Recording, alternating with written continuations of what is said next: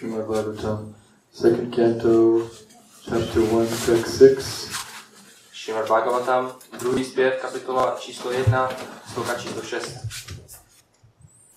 The highest perfection of human life, achieved either by complete knowledge of matter and spirit, by practice of mystic powers, or by perfect discharge of occupational duty, is to remember the personality of Godhead at the end of life.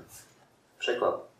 Nejvyšší dokonalostí lidského života, které může člověk dosáhnout úplným poznáním hmoty a duše, ovládáním mystických sil nebo dokonalým plněním předepsaných povinností svého zaměstnání, je vzpomínat na konci života na osobnost božství. Purport by His Divine Grace A.C. Bhaktivedanta Swami Prabhupada. Narayan is the transcendental personality of Godhead beyond the material creation. Význam od božské milosti A.C. Bhaktivedanta Swami Prabhupada. Narayan je transcendentální osobnost božství a je mimo hmotné stvoření.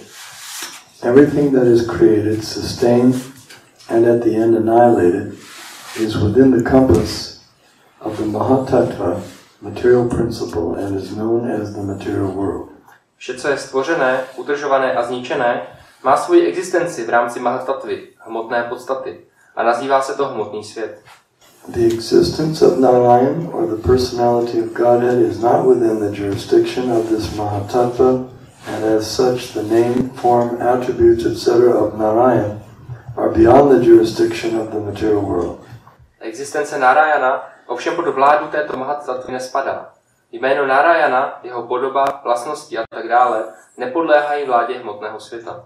By the speculation of empiric philosophy, which discerns matter from spirit, or by cultivation of mystic powers, which ultimately helps the performer to reach any planet of the universe or beyond the universe, or by discharge of religious duties, one can achieve the highest perfection, provided one is able to reach the stage of Narayana Smriti, or constant remembrance of the personality of Godhead.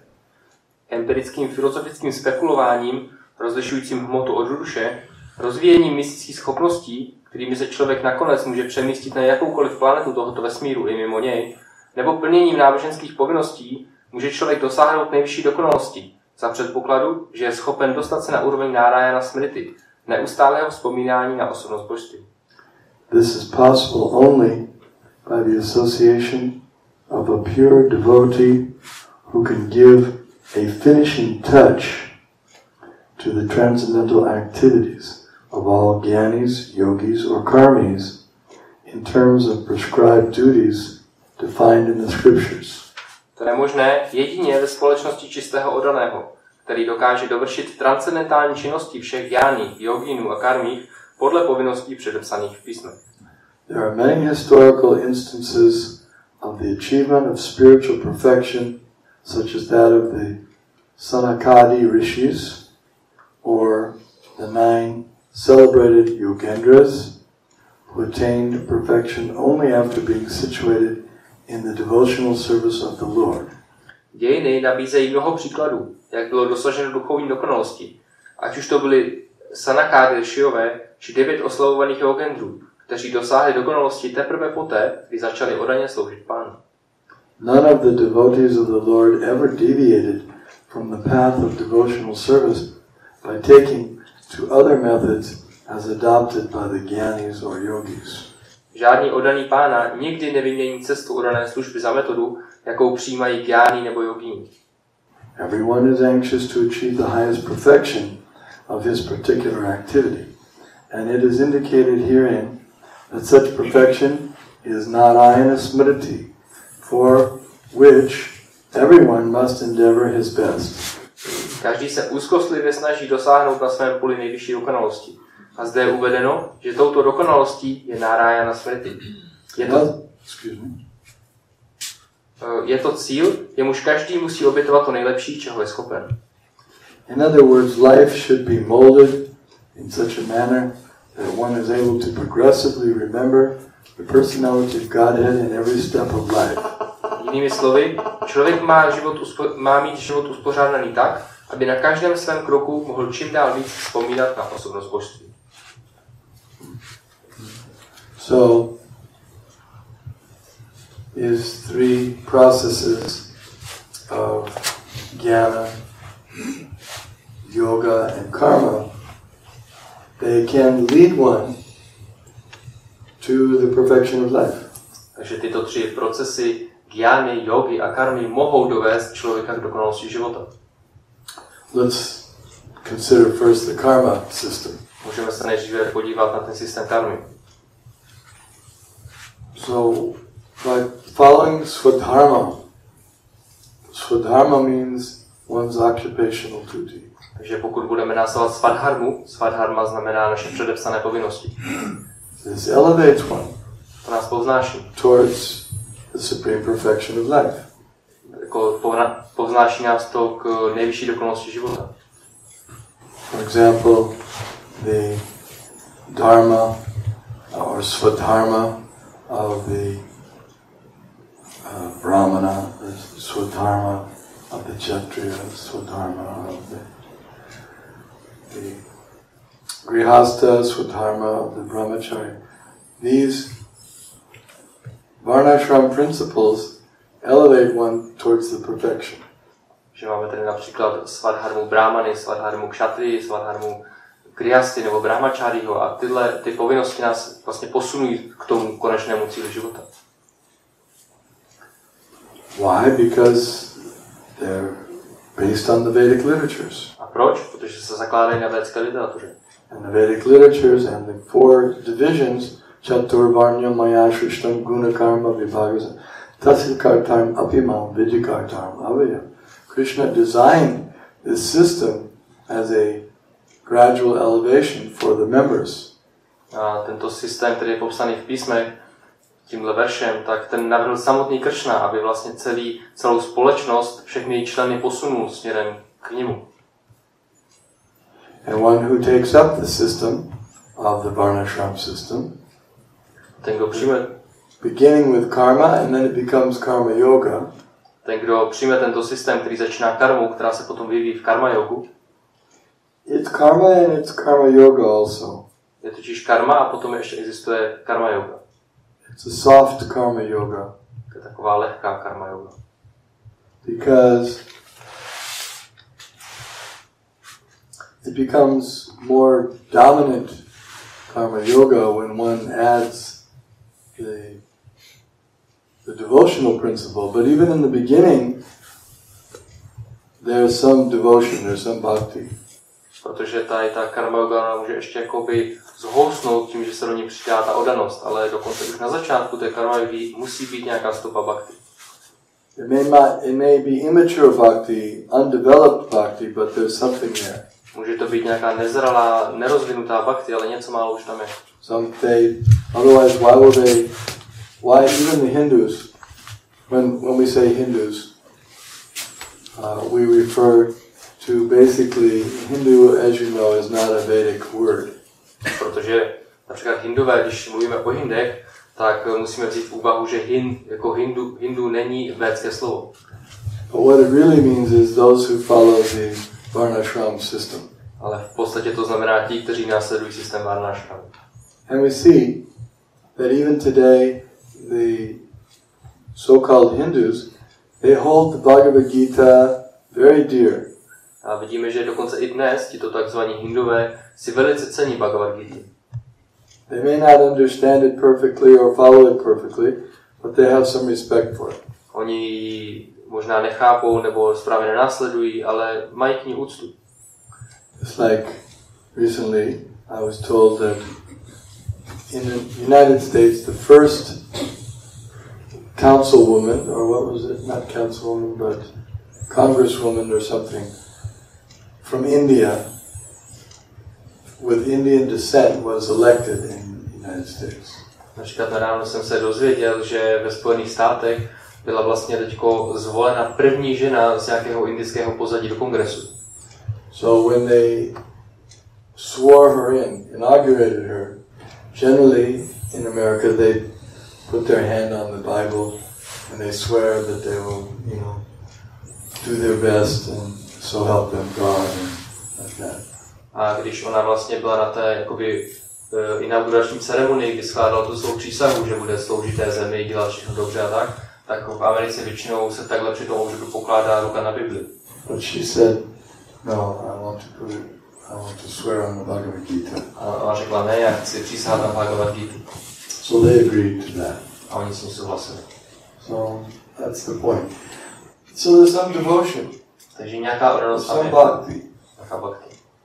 But as pointed out in the purport, that bhakti has to be, like the little spark has to be fanned. A tak je tady řečeno v tom významu, tak ale ta malá jiskřička bhakti, ta se musí ovývat. An expert with fire, he sees a little spark and he fans it a little bit, and moves it a little bit, adjusts, gives it some dry grass or paper, and then he can make it into a big fire. Když někdo expert jako v práci s ohněm, tak on když vidí malinkou jiskřičku, tak pomocí právě toho rozfoukávání a tím, že tam přidá trošku suché trávy, trošku to někam posune, tak je schopný to přeměnit v plamen. That is the duty of the spiritual master. A to je povinnost duchovního mistra. Because his students are coming either from the karmi platform or the jnani platform or the yoga platform or lower than that. Protože jeho studenti přicházejí buď z úrovně gyány, jogy nebo karmy, nebo dokonce z ještě nižší úrovně. They may be coming from the atheist platform. Možná pocházejí z nějakého ateistického pozadí. But still, there's some spark of faith in the absolute truth, and his duty is to fan it and build it up. Nicméně je tam určitě nějaká jiskřička té oddanosti a jeho povinností toho duchovního mistra ji právě rozfoukat a udělat z ní ten plamen. Without association of a pure devotee, then they don't reach the ultimate perfection. A bez společnosti čistého oddaného oni nemohou dosáhnout té konečné dokonalosti. For example, the karma kandiya brahmanas of Vrindavan. Například ve Vrindavanu žijí nějaký karma kandiští brahmani. When Krishna was present, byli tam, když tam byl Krishna. They were expert in all the karma kandiya principles. Oni byli velice jako expertní ve všech těch principech karma kandy. And their goal was that we're going to chant all the mantras, perform all the Vedic rites, all the sacrifices, and we're going to go to Indraloka or the heavenly planets. Jejich cílem bylo, my budeme tady zpívat všechny ty mantry, uděláme správně všechny ty rituály védské a na konci života půjdeme na Indraloku nebo na nějaké nebeské planety. So Krishna and Balaram were with the cowherd boys in Vrindavan, and they sent the cowherd boys, go there to the Brahmanas and tell them that Krishna and Balaram are nearby and they're hungry. So you kindly give some of the fruits, because they had their sacrifice with fruits and different things. So give some of the fruits, grains, milk products, whatever you have. Give in charity to Krishna and Balaram so they can eat something. Krishna s Balaramou byli poblíž právě této jedno z těch obětních míst, kde oni prováděli tu oběť. A protože měli hlad, tak poslali ty pasáčky a řekli jim, běžte za nimi a poproste o trochu toho ovoce, mléka, různého zrní, které tam oni mají vlastně kolem toho ohně, jako na ozdobu, že je to pro Krishnu a Balarama, kteří mají hlad. But the Brahmins, they would say, don't disturb us, little boys. Leave us, we're doing something very important now. Ale ty brahmani jim řekli, ne, teď nás neotravujte, my tady teďko děláme něco velice důležitého. They missed the point. Že oni to úplně jako spaceli. They missed the whole point of all their sacrifices and everything. They were just attached to doing the activities, but they didn't understand what the real goal was. Oni vlastně úplně minuli ten bod, co je cílem té oběti. Oni byli velice připoutaní k tomu samotnému procesu toho vykonávání té oběti, ale nepochopili, co má být cílem. They were blindly following without being properly guided by someone who understood the purpose of the Vedas. Oni vlastně nebyli správně vedení někým, kdo pochopil závěr Ved. Then the Gyanis, the Sankhya, they're either the meditators or the philosophical speculators. A potom jsou tady gyány, to slovo Sankhya. To jsou buď jako ty, kdo meditují, nebo ty empiričtí filozofové. Basically, they're the speculators. Většinou jsou to ty spekulanti. Because generally the meditators are more in the yoga process. Protože obecně většinou ti, kdo meditují, se zahrnují spíše pod ten proces jogy. The Ashtanga yoga system. Ten systém Ashtanga yogy. So the Gyanis, they also study the Vedas. A gyáni také studují Védy. Different parts. Ale jinou část. They're not interested in the fruit of going to the heavenly planets. Je moc nezajímá ta plodnost najít na nebeské planety. They say, Brahma Satyam Jagat Mithya. This material world is false, so we don't want anything to do with it, not the upper planets or the lower planets. Oni říkají, že tenhle hmotný svět je falešný, takže my z něj nechceme nic, ani vyšší planety, ani nižší planety. The karmis are busy trying to accumulate punya so they can enjoy the material world as much as possible. Karmy se zaměstnávají tím, že se snaží jako nakumulovat co nejvyšší punyu, aby si mohli užívat tohoto hmotného světa. And the Gyanis are trying to figure out how to renounce the material world so they can enjoy the spiritual world. A gyáni, ty se snaží zjistit, jak se mohou vzdát hmotného světa, aby si mohli užívat duchovního světa. Then the yogis, they're interested in performing this eightfold path of yam, niyam, asan, pranayam, pratyahara, like that, up to samadhi.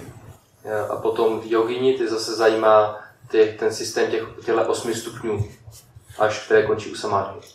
And as nicely explained here, that they want to get mystic powers. A jak je tady pěkně vysvětleno, oni chtějí získat mystické síly. There are many mystic powers. They're described in the Vedas, such as becoming smaller than the smallest. Je tady hodně mystických sil popsaných ve Védách. Jedna z nich je například, že se můžeme stát menším než nejmenší. The soul is already smaller than the smallest. Jako duše už je menší než nejmenší. But they can make their bodies also smaller than the smallest. Ale oni můžou i své tělo učinit menší než nejmenší. There was a yogi in India, maybe 120 years ago, 100 something like that. Tak před zhruba 120 lety žil v Indii jeden yogi. He was known as the Tailanga yogi. Jmenoval se Tailanga yogi. And so he would walk around naked. A ten chodil všude nahý. So that was against the law. A to bylo proti zákonu. So they told him, you can't walk around naked. Tak mu řekli, Do what you like. Nemůžeš chodit jako... So they arrested him, they took him to the prison. A on dál chodil, takže ho zatkli a dali do vězení. Next day he was out. A příští den byl venku. So we told him, we put you in the prison. A oni mu řekli, počkej chvilku, ty jsme tě dali do They vězení. put him again. A to tam dali znova. Next day he was out. A další den byl pryč. Because he had the mystic power, he could make himself so small, he just went out through the holes in himself. On měl totiž tu mystickou sílu, že se mohl tak zmenšit, že prostě jenom prošel ven těmi skřížemi.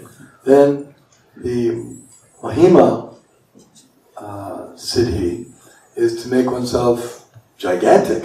A potom je tady Mahima siddhi, což znamená, že se můžeme zvětšit. And the yogis, the mystic yogis who were associates of Kamsa, they had these powers. A mystičtí jogini, kteří byli vlastně společníci Kamsy, tak měli tuto schopnost. Especially Aga and Putana, brother and sister. Zvláště Aga a Putana, což byli bratr a sestra. They expanded their bodies up to 8 miles. Oni zvětšili své tělo až na 8 mil. So that's a very great mystic power. But they were using that mystic power again in the wrong way. To je velká mystická schopnost, ale bohužel oni ji opět používají špatným způsobem. Even Hiranyakashipu was a mystic yogi. Dokonce i Hiranyakashipu byl mystický yogi. He was performing. His meditation wasn't on Vishnu; it was on Brahma. Jeho meditace nebyla na Višnu, ale na Brahmu. But he performed the system of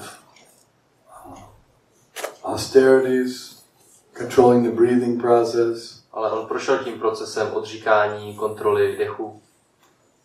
And he, by his mystic powers, he created fire coming from his head that was so hot that the demigods were worried that the whole universe was going to burn up. A svou mystickou silou on si na hlavě vlastně vytvořil takový oheň, který byl tak žhavý, že polovozy se báli, že schoří celý vesmír.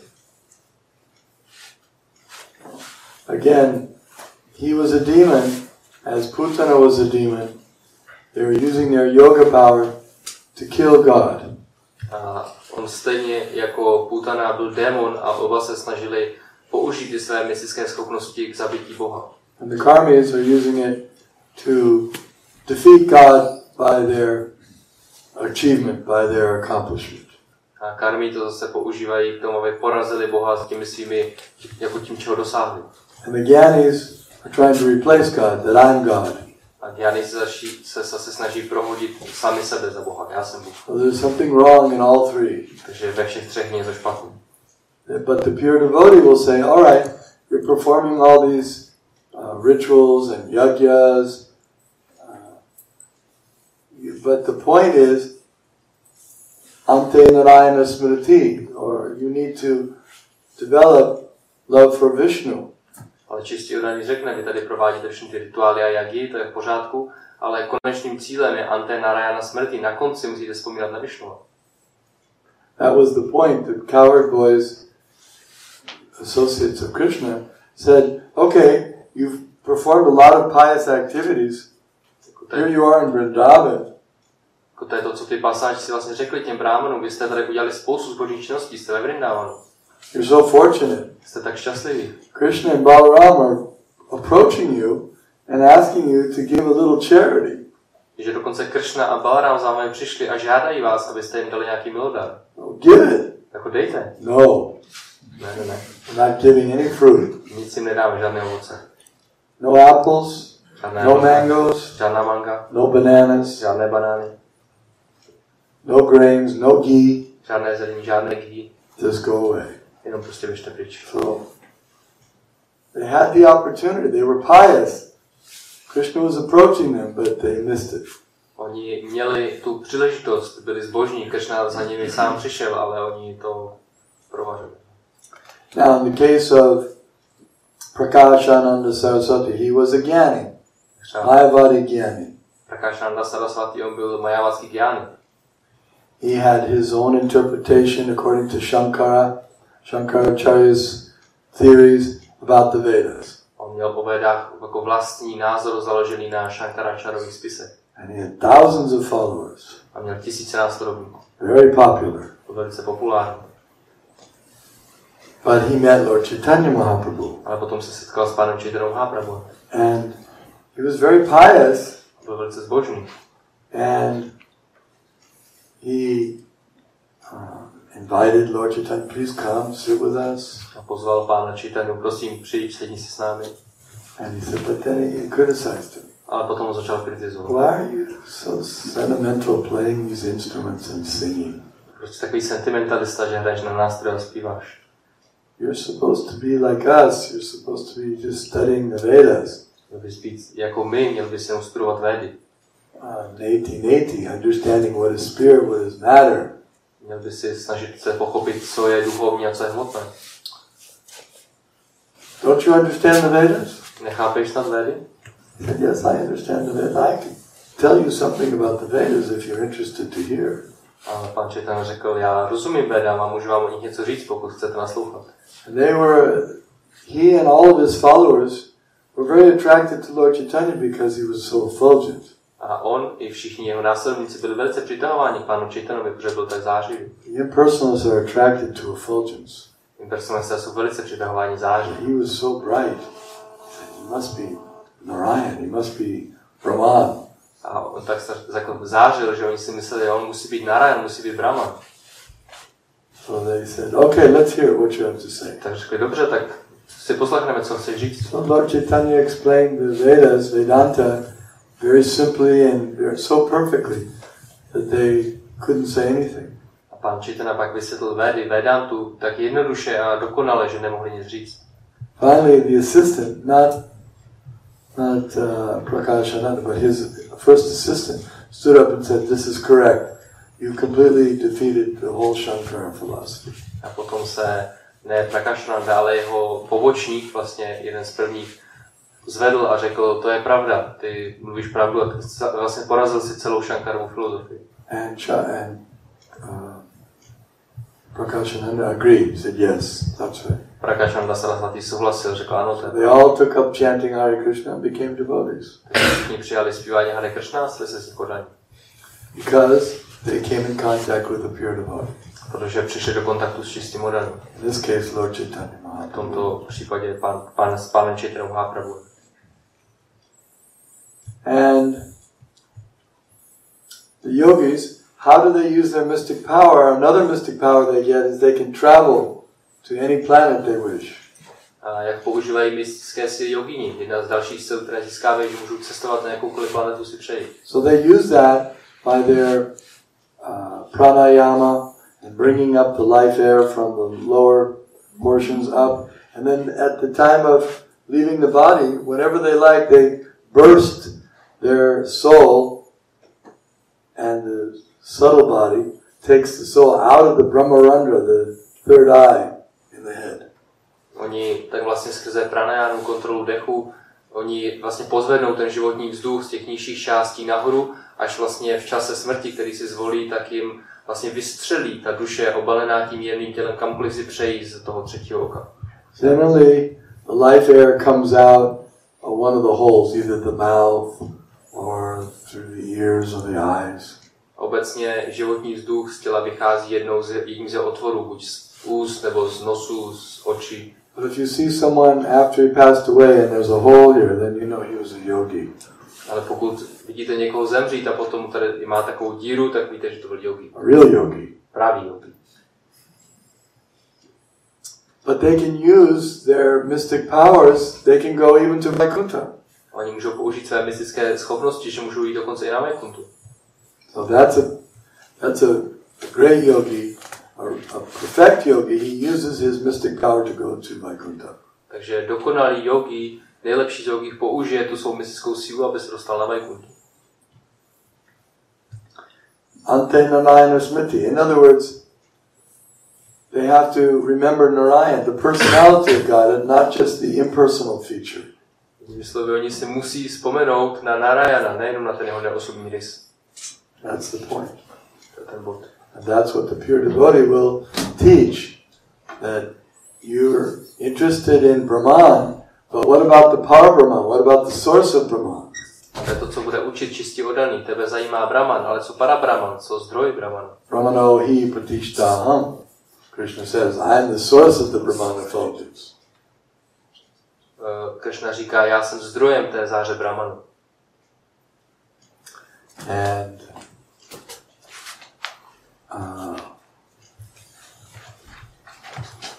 the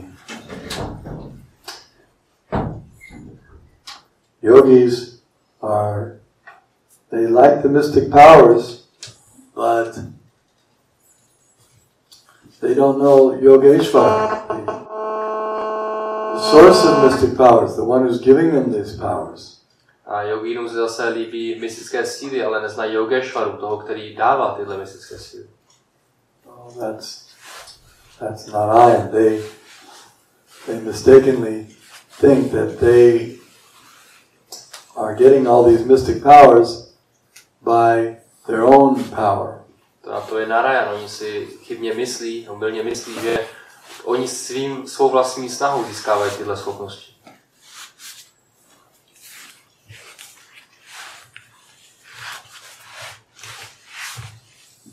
And the test is, whatever system one takes up, that's fine.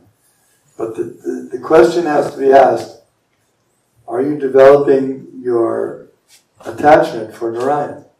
A je tady takový test, ať už si vybereme jakoukoliv z těchto cest, tak to je v pořádku, ale na konci se musíme zeptat, když následuješ tenhle proces, rozvíjíš připoutanost k Narayanovi? Let's say you meet someone who says, I'm following this religion. Řekněme, že někoho potkáme a on říká, já následuju toto náboženství. Very good. Are you developing your love for the personality of Godhead? Až se ho zeptáte, to je v pořádku a rozvíjíte lásku k osobnosti božství? What will they say? Co řekne? Well, I never thought of that. To jsem nikdy nepomyslel. Love is... Láska. I didn't know the personality of Godhead. I didn't know that. Já jsem nevěděl, že je nějaká osobnost božství. You ask them. You try it. They say, I'm following this religion. Yes, so are you developing? That's good. Are you developing your love for the Supreme Personality of Godhead? Můžete se jich zeptat, když někoho potkáte, oni vám řeknou, že nás nějaké náboženství, tak se jich zeptejte.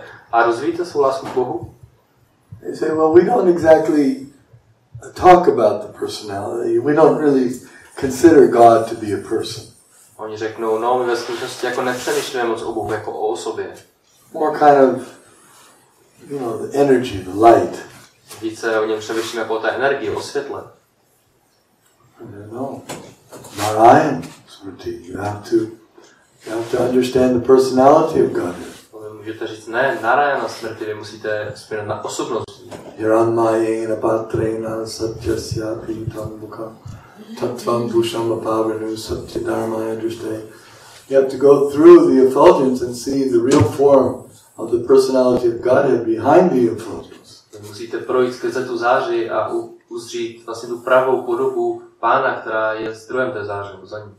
You're practicing yoga, very nice. Are you developing your love for the personality of Godhead? Ty praktikuješ jogu, to je velice pěkné, ale rozvíjíš lásku k nejvyšší osobnosti božství? I say, no, I'm losing some weight in my tummy. Ne, já tady jenom schazuju trošku tady tuky. That's not the purpose of yoga. Ale to není účelem jogy. You don't know what you're doing. Nevíte, co děláte. Purpose of yoga is to develop your love for Vishnu. Jako Narayan. Důvodem jogy je rozvinout právě tu lásku k Krishnovi, Narayanovi. By meditating on Narayan, then you develop love and attachment. Tím, že meditujete na Narayana, tak k němu rozvinete lásku a připoutanost. Jayato vishaya pungsam sangateshu pujayate sangat samjayate. The same principle works. If you meditate on something, you become attached to it. Je to ten stejný princip, pokud na něco meditujete, tak se k tomu připoutáte. Why does someone put a picture of some woman in his room? Because he wants to become attached. Proč si asi někdo věší ve svém pokoji plakát nějaké ženy, protože se k ní chce připoutat? Well, the woman, the young girl, she puts the rock star picture on her in her room, and she just sits, meditates on him, and thinking if I could just embrace him, if I could kiss him. A zase na druhou stranu mladá dívka, ta si zase do pokoje pomyslí nějakou rokovou hvězdu a pak tam takhle sedí a kouká na něj. And then if he comes to her area, she'll spend all of her money to go to his concert because she's so attached. A když potom on přijede jako k ní do té oblasti, tak ona utratí všechny své peníze, aby ho mohla vidět, protože je tak připoutaná. That's because she's meditating on his form, his name, his sound, his words.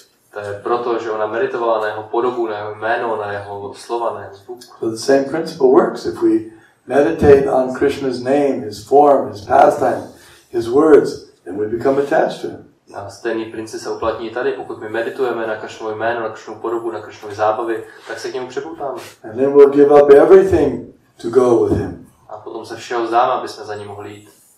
So the personality of Godhead has to be included. Takže tady musí vždycky v tom být osobnost božství. Otherwise your system of karma, jnana or yoga is defective. Jinak v tom vašem procesu karmy, gyány nebo jogy je nějaká chyba. Thank you very much. Děkuji vám moc krát. Any questions? Nějaké otázky?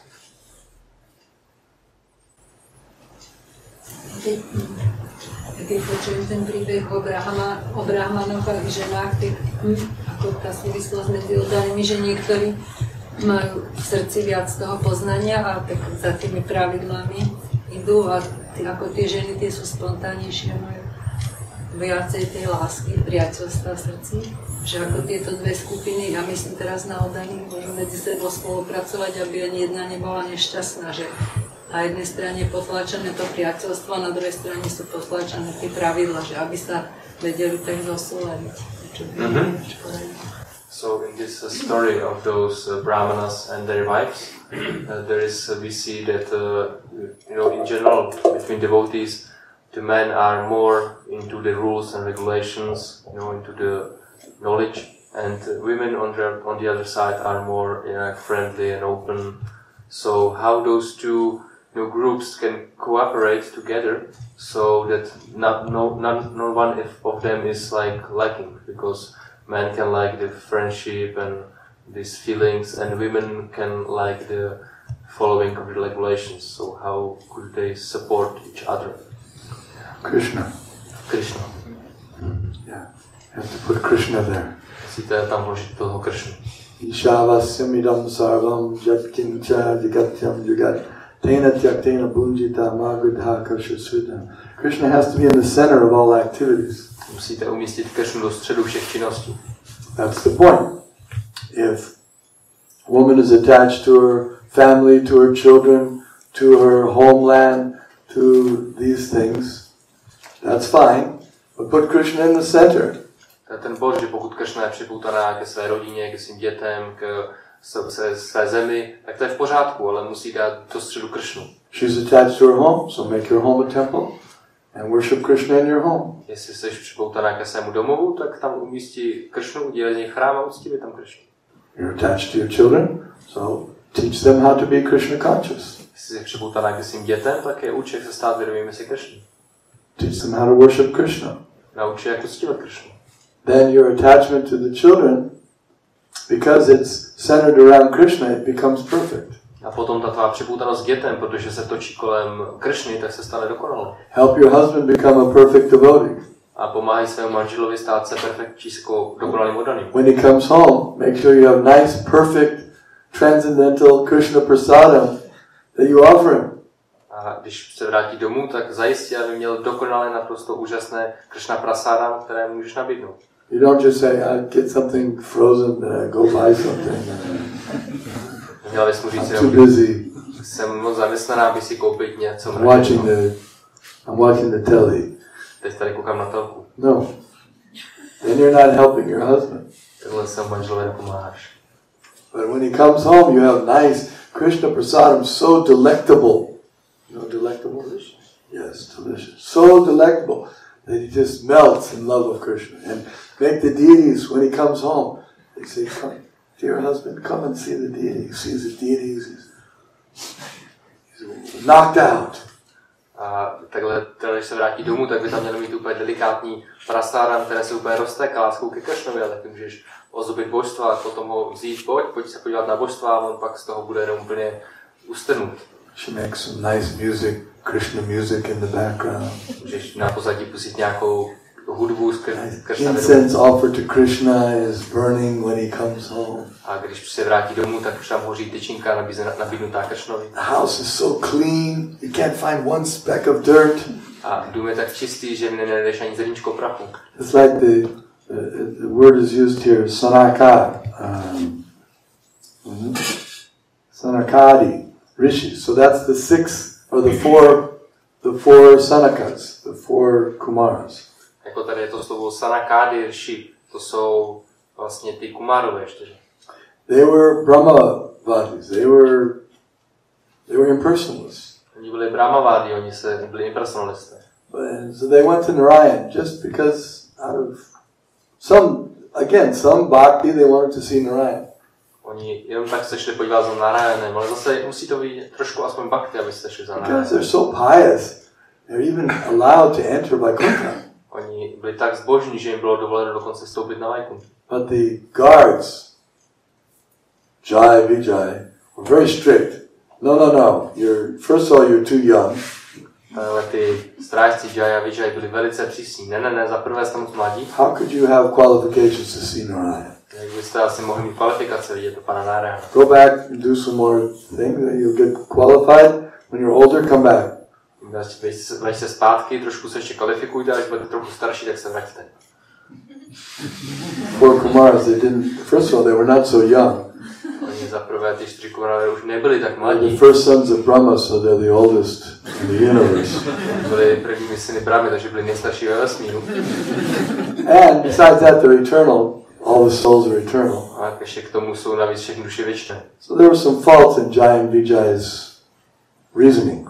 Takže v tom, co řekli Jaya Vijay, byly nějaké chyby. So they became very angry at Jaya Vijay. A oni se na ně velice naštvali. And they cursed him. A proklali. And then Narayan in Vaikuntha, he could understand my doorkeepers have made an offense. A Narayan, který na té Vaikuntě sídlil, tak to chápal, že moji dveřníci zrovna tady udělali přestupek. So he came personally. Že osobně přišel.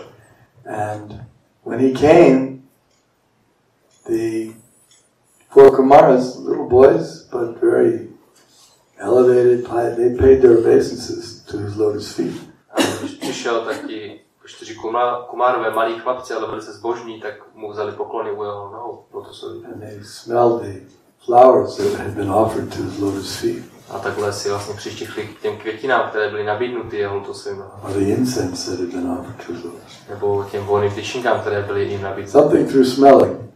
Nějak tak skrze. Through that smelling of the Lord's prasadam, they became personalists. They became Vaishnavas. A skrze tou vůni Krishna, no, pánova prasádám, oni se stali personalisty, Vaishnavy. So that's the example. To je ten příklad. Any other questions?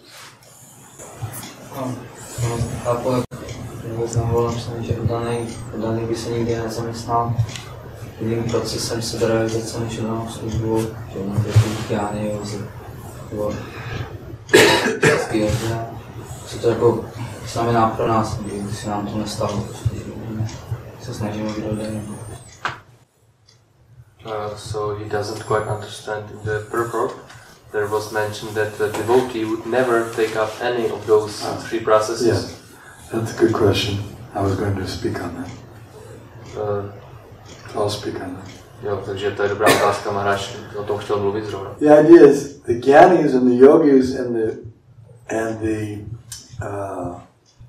Karmis, there are examples of great Gyanis, great Karmis, and great Yogis becoming devotees.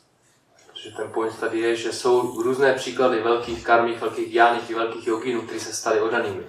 Like the Kumaras. Například těch kumárů.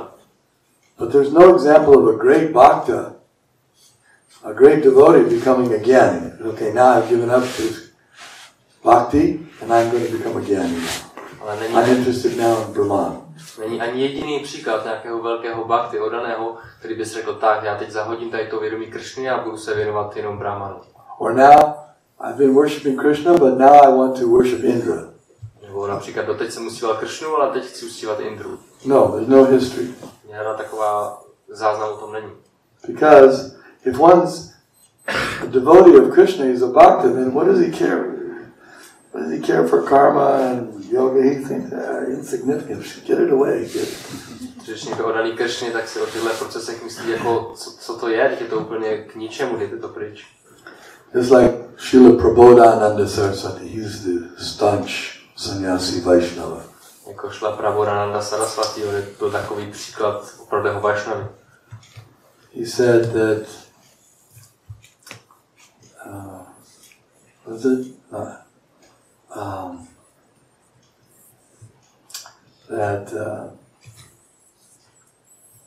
Kaivalya, what is it? Kaivalya? Liberation standing on the door. Liberation is coming to I know the meaning, but I'm thinking of the Sanskrit. Kaivalyam narakayate, tridasa purakasha pushpayate. He said, the idea of merging and becoming one is hellish. Řekl, že ta představa toho splynutí v jedno je pekelná. For Vaishnava. Pro Vaishnava.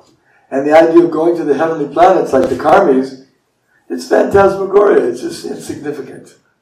A ta představa toho, že půjdeme na nebeské planety jako karmy, tak to je jenom taková fantasmagorie, úplně nepodstatná. Phantasmagoria comes from Ireland, this term. Ten pojem fantasmagorie pochází z Irska. They used to have some kind of like wood in the forest, and it would give off some little light. Oni tam mají takový druh dřeva v lese, který tak slabě září. So they thought it was something mystical. Musím myslet, že to je něco mystického. No real importance or anything, but just a little mystical. Není to vůbec nic důležitého, ale to vypadá trošku mysticky. Maybe ghost, maybe something. Na ten duch. Light. Yes. So no value. Nemá to žádnou hodnotu.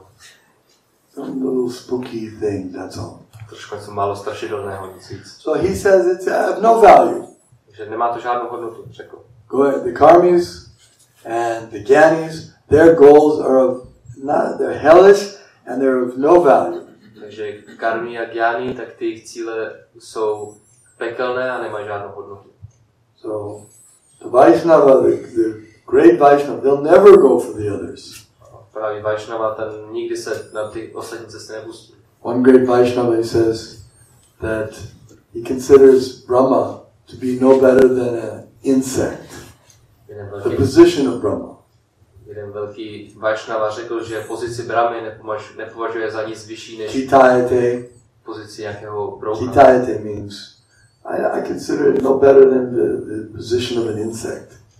To znamená, že já nepovažuji jeho postavení za vyšší než postavení nějakého hmyzu. Karmis, they follow Varnashram system for 100 lifetimes perfectly, then they can become Brahma, they can get the position. Když karmy následuje po 100 zrození naprosto perfektně varnašramský systém, tak se může stát Brahmou. And the Vaishnava said, it's an insect. Why do I want to become an insect? A Vaishnava vidí dítě tak brouk, protože by se chtěl stát broukem. Why? Because I have love of Krishna, I have devotional service. What do I need becoming Brahma for? A proč? Já mám lásku ke Krishnovi, mám oddanou službu, tak proč by se stával Brahmou? Okay, that's what it means. You wanted to know how to avoid, in our devotional service, how we can avoid falling for those paths. How can you fall for it? If you're practicing Krishna consciousness, how can you be interested in that? Takže jako, jak se stalo, že jak se tomu vyhnout, tak Guru Maharaj říká, že není třeba se tomu vyhýbat, pokud se jako náseš oddanou službu, tak tě to vůbec nebude zajímat. If you're eating nectarine ambrosia, why would you want to eat stool? Když jíš... Someone says, I'll make it liquid for you. Když jako nějaký nektar, tak proč by si zdával nějaké výkaly, když někdo řekne, já to pro tebe stekutím. If you're drinking nice nectar, then why would you want to eat liquid stool? Když popíš nektar, tak proč bys chtěl popít výkaly.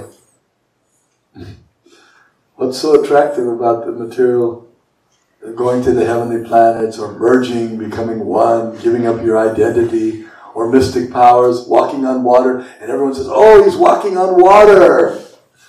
Se tak přitažlivého jít na nebeské planety, nebo jako mít nějaké mystické, nebo splynout z něčeho nějaké mystické síly, chodit po vodě, aby všichni říkali, on chodí po vodě. Just like that Vishikashena yogi. Tamhle Vishikashena yogi. Palgu yogi, you've seen the video? Abhayachara. You've seen? Viděli jste to video? Yeah, you should see that. It's very nice. Aby se na to podívat. Bhaktivinoda Thakur, so he was Vishikashena yogi, and he had mystic powers. He could make fire come out, and he could make people sick, and give them diseases, and cure them. To byl taky velký yogi, který měl hodně velkých sil, mohl vystřelovat z rukou oheň a mohl jako způsobit, že lidé onemocněli a pak zase vylečit. He had so many followers, thousands of followers. Měl tisíce následovníků. But what did he use it for? Ale proč to na to použil? He said, I want your daughters. He told all the leaders, I want your daughters, I want your wife. Send them to me at night. A řekl všem. Same thing. Same thing the dogs do. The dogs go out, I want that female dog at night. Řekl všem jako mužům, já chci vaši manželku, pošlete ji a dceru, pošlete ji za mnou v noci. To je to samé, co dělá pes, ten jde v noci ven a říká, já bych chtěl tamhle tu fenu. He said, I am Vishnu, I am Mahavishnu, and I'm going to enjoy these women because I'm the enjoyer. Říkal, já jsem Mahavishnu a já si budu těch žen užívat, protože já jsem poživatel. Same thing the dog says, this female dog is for me, I'm the enjoyer, I'm Vishnu. To je stejné, co říká pes, já jsem Vishnu, já jsem poživatel, takže tahle fena je moje. And if anyone else comes, he bites that dog. A jestliže někdo, nějaký jiný pes přijde, tak ho pokouše. So, in other words, he had mystic powers, but what did he use them for? Enjoying like the dogs. Takže jinými slovy, on sice měl mystické síly, ale on se je používal, aby si užíval jako pes. Imitating Vishnu. Everyone in the material world is imitating Vishnu. Jenom imitoval Vishnu jako každý v hmotném světě. And the woman, she's also imitating Vishnu. Dokonce i žena imituje Vishnu. Because she's thinking, I'll enjoy this man. Protože ona si myslí, já si užiju The man is thinking, I'll enjoy this woman. But both are thinking, I'll imitate Vishnu. Takže on si myslí, já si užiju ženy, ona si myslí, já si užiju muže, ale oba dva imitují Vishnu. Any other points? Ještě něco?